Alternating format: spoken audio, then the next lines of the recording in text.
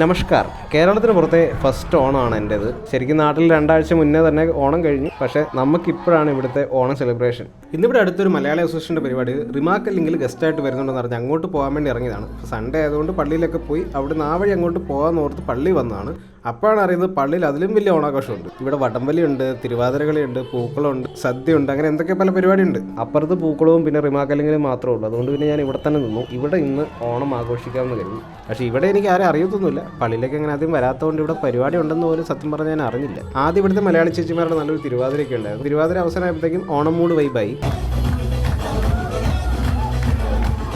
പൂക്കളം. അപ്പോഴാണ് ഞാൻ പൂക്കളത്തിൻ്റെ കാര്യം ഓർത്തത്. അങ്ങനെ മേളിൽ പോയി പൂക്കളമൊക്കെ കണ്ട്. പൂക്കളം വലിയ കുഴപ്പമൊന്നുമില്ലായിരുന്നു. അത്യാവശ്യം ചെറിയ പൂക്കളമാണെങ്കിൽ അത്യാവശ്യം നല്ല രസമുള്ള പൂക്കളങ്ങളായിരുന്നു. ആ സമയത്ത് താഴെ നല്ല വടംവലിയുടെ ഒച്ചയൊക്കെ ഇങ്ങനെ കേൾക്കുന്നുണ്ട്. അങ്ങനെ വടം വലിക്കുന്ന പാപ്പനെയും പിള്ളേരെയൊക്കെ കാണാൻ വേണ്ടി ഞാൻ താഴോട്ട് വന്നു.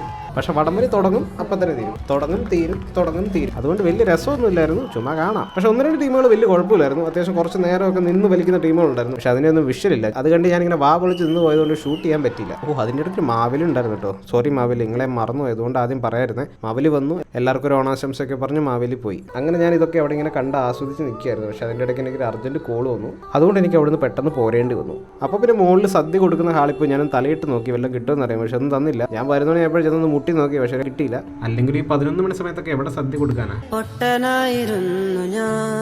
അതുകൊണ്ട് പിന്നെ ഞാൻ അവിടെ തിരിച്ചു പോന്നു. എന്തൊക്കെയായാലും നാട്ടിന് പുറത്തിരിക്കുമ്പോൾ അത്യാവശ്യം കൊള്ളാവുന്ന ഒരു ഓണം സെലിബ്രേഷനൊക്കെ കാണാൻ പറ്റി. ഇവിടുത്തെ മലയാളികളോട് ഞാൻ അതുകൊണ്ട് നന്ദി പറയുന്നു. Thank you so much. അടുത്ത പ്രാവശ്യം എപ്പോഴെങ്കിലും കാണാം. ബൈ.